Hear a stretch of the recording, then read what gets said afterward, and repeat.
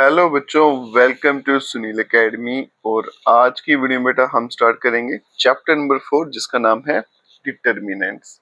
ठीक है, आसान सा चैप्टर है बेटा, 2-3 टॉपिक इसमें आप पढ़ोगे और लास्ट वाला टॉपिक जो है मैट्रिक्स मेथड वो बड़ा ज्यादा इंपॉर्टेंट है और उसी में से 5 मार्क्स का क्वेश्चन आपको एग्जाम में पूछा भी जाता है। तो सबसे पहले बेटा इसकी डेफिनेशन पढ़ेंगे, फिर उसके बाद में इस पर बेस्ड क्वेश्चन सॉल्व करना सीखेंगे। पहले तो बेसिक कंसेप्ट सीखेंगे और बेसिक क्वेश्चन कैसे सॉल्व करना है वो सीखेंगे, उसके बाद में फिर चलेंगे बेटा नेक्स्ट टाइप के क्वेश्चंस पे। अगर आप वीडियो देखते हो तो लाइक जरूर करिएगा, चैनल को लाइक सब्सक्राइब शेयर कमेंट जरूर करें।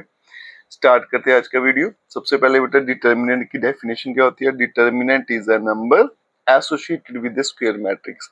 तो सबसे पहले बेटा जो डिटर्मिनेंट होता है वो स्क्वायर मैट्रिक्स का ही होता है, इस बात का ध्यान रखिएगा। हर स्क्वायर मैट्रिक्स, कोई भी स्क्वायर मैट्रिक्स है बेटा, उसकी एक वैल्यू होती है, उसी को डिटर्मिनेंट बोला जाता है। उसको लिखते कैसे हैं, डेट ऑफ ए या फिर डिटर्मिनेंट ऑफ ए। इसको मॉड ए मत पढ़िएगा, ये डिटर्मिनेंट का सिंबल है। ठीक है, इस बात का ध्यान रखिएगा। तो डिटरमिनेंट क्या होता है बेटा, हर स्क्वायर मैट्रिक्स जो होता है उसकी एक वैल्यू होती है। ठीक है, वैल्यू क्या होता है, एक नंबर ही होता है, उसी को बुलाया जाता है डिटरमिनेंट। और ये हमेशा स्क्वायर मैट्रिक्स का होता है और ये इसको रिप्रेजेंट करने का तरीका है। ठीक है, अब चलते हैं बेटा इसकी एक्सरसाइज नंबर 4.1 और देखते हो उसमें किस तरह के क्वेश्चन है। तो यहाँ देखिए बेटा ये एक्सरसाइज 4.1 है। Evaluate the determinant. इस डिटरमिनेंट को वैल्यूट करना मतलब सॉल्व करना है और वैल्यू निकाल के मुझे दिखाना है। तो ये 2/2 के हैं और ये 3/3 के हैं, तो दोनों के लिए अलग अलग तरीके हैं। तो पहले 2/2 वाले सॉल्व करते हैं, फिर आपको 3/3 वाले सॉल्व करके दिखाते हैं। तो प्यारे बच्चों, क्वेश्चन मैंने यहाँ पे लिख दिया है, या आप इसको मैंने नाम दे दिया बेटा, ए का डिटरमिनेंट मुझे निकालना है। तो ये देखो ये 2/2 का है। अब इसे कैसे सॉल्व करना है वो देखिएगा, बड़ा सिंपल सा तरीका है बेटा। क्रॉस मल्टीप्लाई करेंगे, पहले हमेशा इनको मल्टीप्लाई करना है, इस बात का ध्यान रखना। तो क्या आ गया -2। उसके बाद में फॉर्मूला का एक माइनस लगाइए, याद रखना, पहले इनको मल्टीप्लाई किया फिर फटाफट एक माइनस लगाइए, उसके बाद यहाँ पे जाइएगा। ये रूटीन आपको फॉलो करनी है। अगर आपने नहीं किया तो आप इस क्वेश्चन को गलत कर जाओगे।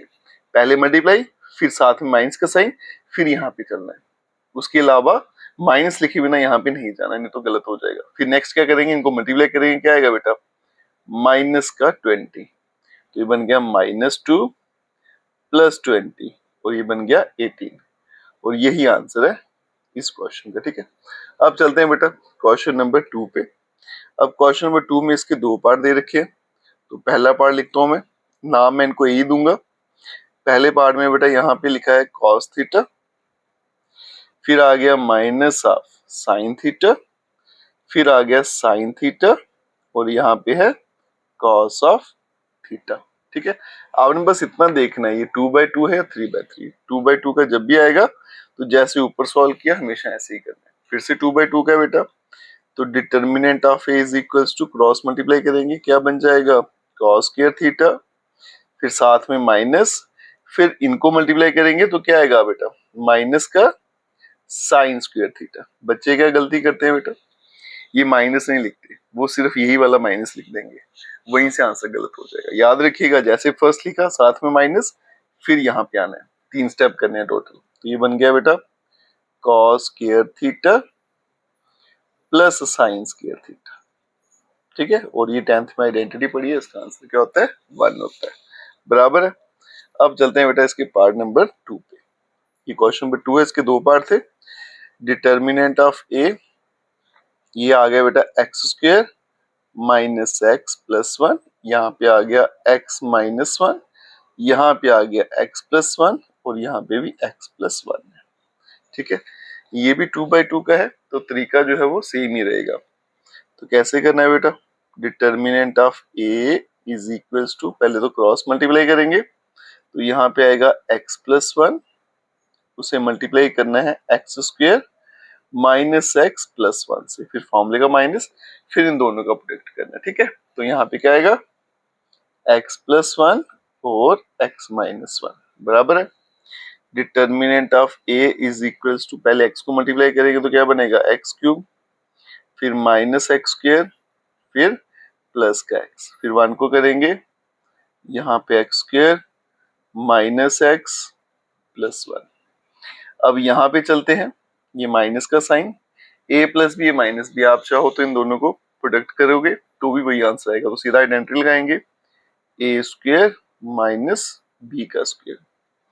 Determinant of A is equals to, अब यहाँ देखो x के कैंसिल हो जाएगा और यहाँ पे जो x है वो भी कैंसिल हो जाएगा, तो बचेगा बेटा एक्स क्यूब प्लस 1, ब्रैकेट खोलेंगे तो माइनस एक्स स्क्वायर प्लस 1, तो determinant of A is equals to x cube minus x का स्क्वायर प्लस 2, ठीक है। और यही आंसर है इस क्वेश्चन का। अब चलते हैं बेटा नेक्स्ट क्वेश्चन पे।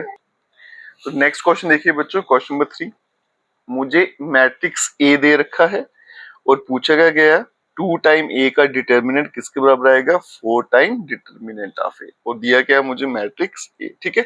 अब देखिए बेटा इसको कैसे सॉल्व करना है, तो ये क्वेश्चन मैंने यहाँ पे नोट डाउन कर दिया है, ठीक है। अब यहाँ देखो, सबसे पहले यहाँ पे देखना बेटा, मुझे डिटर्मिनेंट किसका निकालना है, 2 टाइम ए का, तो सबसे पहले इसे 2 से मल्टीप्लाई कर लेंगे, तो 2 टाइम ए की वैल्यू अगर मैं फाइंड करूं तो सबसे मल्टीप्लाई करना पड़ेगा क्योंकि ये मैट्रिक्स है, तो मैट्रिक्स में जो नंबर होता है अंदर सभी से मल्टीप्लाई होता है, ये क्या आएगा 2 4 8 4 बराबर है। अब इसका निकालना है डिटर्मिनेंट, तो ये आ गया डिटर्मिनेंट ऑफ 2 टाइम ए, तो यहाँ पे भी क्या बनेगा डिटर्मिनेंट 2 4 8 4 बराबर है। अब यहाँ देखो बेटा, डिटर्मिनेंट और मैट्रिक्स में छोटा सा डिफरेंस है, मैट्रिक्स में नंबर जो है वो सभी से मल्टीप्लाई होता है, डिटर्मिनेंट में सभी से नहीं होता, किसी एक रो या कॉलम से होगा। इसी तरह से मैट्रिक्स में जब कॉमन लेते हैं तो सभी नंबरों में से कॉमन आता है, लेकिन डिटर्मिनेंट में जो कॉमन होंगे तो एक रो या एक कॉलम से एक नंबर आएगा, ठीक है।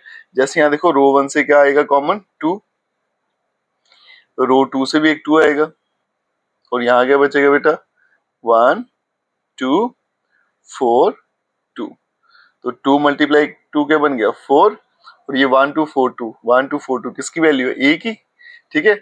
लेकिन ये बेटा किसमें डिटर्मिनेंट में है, तो क्या बनेगा डिटर्मिनेंट ऑफ ए, तो इस तरह से determinant of 2 time A is equals to 4 time determinant of A, hence proved, यही मुझे साबित करना था, ठीक है जी। अब चलते हैं बेटा क्वेश्चन नंबर 4 पे। जो क्वेश्चन नंबर 4 है वो एक 3x3 का मैट्रिक्स मुझे दे रखा है और बताना क्या है 3a का डिटर्मिनेंट किसके बराबर है 27 टाइम डिटर्मिनेंट ऑफ a, ठीक है। तो पहले नोट करते हैं फिर आपको सॉल्व करके दिखाते हैं। तो प्यारे बच्चों क्वेश्चन मैंने आपके सामने लिख दिया है, आप देखिए सॉल्व कैसे करेंगे। सबसे पहले 3 टाइम a बनाएंगे, ठीक है। तो 3a का मतलब इस मैट्रिक्स को 3 से मल्टीप्लाई कर दो, तो सभी को करना पड़ेगा 3 0 यहाँ पे 3 0 3 6 और 0 0 12, ठीक है जी। अब इसका डिटर्मिनेंट फाइंड करेंगे, ठीक है। तो ये आ गया determinant of 3a is equals to, यहाँ पे भी क्या बनेगा अब डिटर्मिनेंट बन जाएगा 3 0 3 0 3 6 और यहाँ पे 0 0 12 आ गया, ठीक है। अब यहाँ देखो बेटा कॉमन लेने जा रहा हूं मैं, तो पहली लाइन से 3 कॉमन आएगा, सेकंड से भी आएगा 3 कॉमन, और थर्ड रो से भी मैं 3 को कॉमन ले लेता हूँ। अगर मैं ऐसा करूंगा तो यहाँ पे क्या रह जाएगा 1 0 1, यहाँ पे रह गया 0 1 2 और 0 0 4, ठीक है। अब यहाँ पे क्या है 3a का डिटर्मिनेंट इज इक्वल्स टू, ये कितना बन गया 27 और 1 0 1 0 1 2 0 0 4, ये किसकी वैल्यू थी a की, तो ये बन गया डिटर्मिनेंट ऑफ a, और यही मुझे प्रूफ करना था, हेंस प्रूव्ड, ठीक है जी। बराबर है बेटा। तो आज की वीडियो में बेटा हमने क्वेश्चन 1 to 4 सॉल्व किए, इजी सा टॉपिक था, और 2/2 डिटरमिनेंट सॉल्व कैसे करनी है वो सीखा, ठीक है। नेक्स्ट वीडियो में सीखेंगे बेटा 3/3 की डिटरमिनेंट को कैसे सॉल्व किया जाता है, और वही एग्जाम के लिए इंपॉर्टेंट है और वही पूछी जाती है, ठीक है। आज की वीडियो यहीं तक रखते हैं, अगर आप वीडियो देखते हो तो लाइक जरूर करिएगा और चैनल को लाइक सब्सक्राइब शेयर जरूर करें। Best of luck.